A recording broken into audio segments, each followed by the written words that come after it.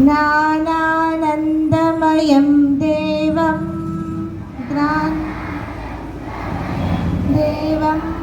निर्मलस्फटिकाकृतिम् आधारं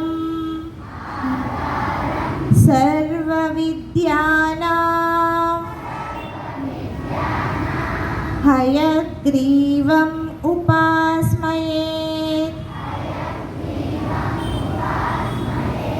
Meaning, I worship Lord Hayagriva, who is the form of knowledge and who is pure as crystal and who supports all forms of knowledge in the world. Bhagavad Gita Shloka. Shri Paramatmane Namaha.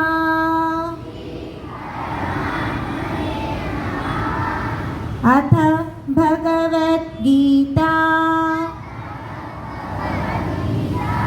प्रथमोऽध्यायः. Arjuna विषादयोगः. Dhritarashtra उवाच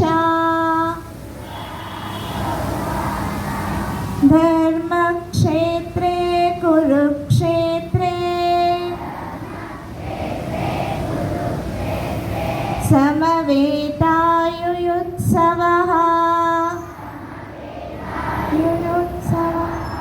मामका पाण्डवाश्चैव किमकुर्वत Sanjaya.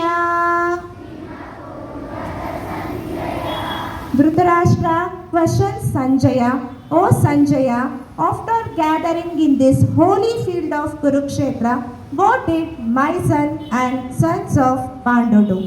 Answer to this shloka is next shloka. Very good children.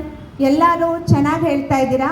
ಈ ಶ್ಲೋಕನ ನೀವು ಪೂರ ಕಲ್ತ್ಕೊಂಡ್ಮೇಲೆ ಒಂದು ವಾರ ಆದಮೇಲೆ ನಾನು next ಶ್ಲೋಕ ಹೇಳ್ಕೊಡ್ತೀನಿ. Okay, thank you.